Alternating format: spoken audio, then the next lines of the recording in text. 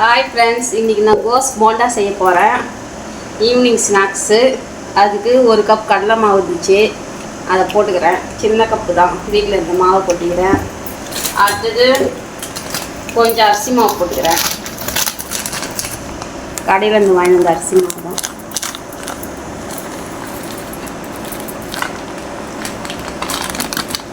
அடுத்தது வெங்காயம் போட்டுக்கிறேன். வெங்காயம், கறிவேப்பிலை, கொத்தமல்லி,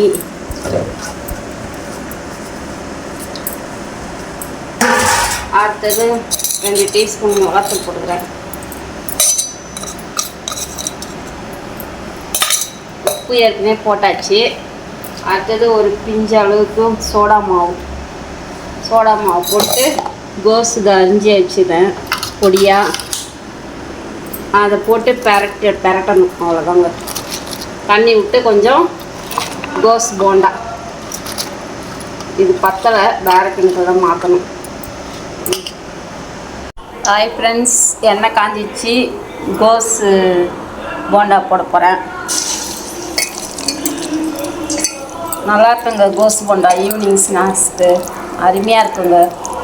பசங்களுக்கு நீங்களும் செஞ்சு கொடுங்க.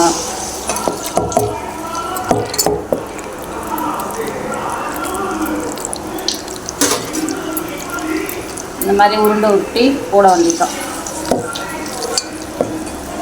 ஈவினிங் ஸ்நாக்ஸ்க்கு அப்படியே கொஞ்சம் மாவு கொடுப்போம். நல்ல ஒரு ஸ்நாக்ஸ் கோஸ் போண்டா.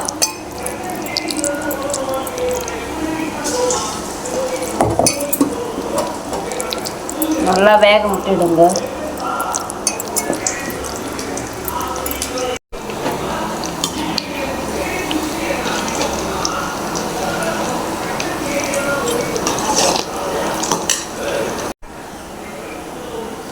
பாருங்க, இந்த பதத்துக்கு வந்தவுடனே எடுத்துருங்க போண்டா. இந்த பதத்துக்கு வந்தவுடனே எடுத்துருங்க போண்டாவை. சுவையான கோஸ் போண்டா ரெடி. வாங்க சாப்பிடலாம். மறக்காமல் ஒரு சப்ஸ்கிரைப் பண்ணிடுங்க.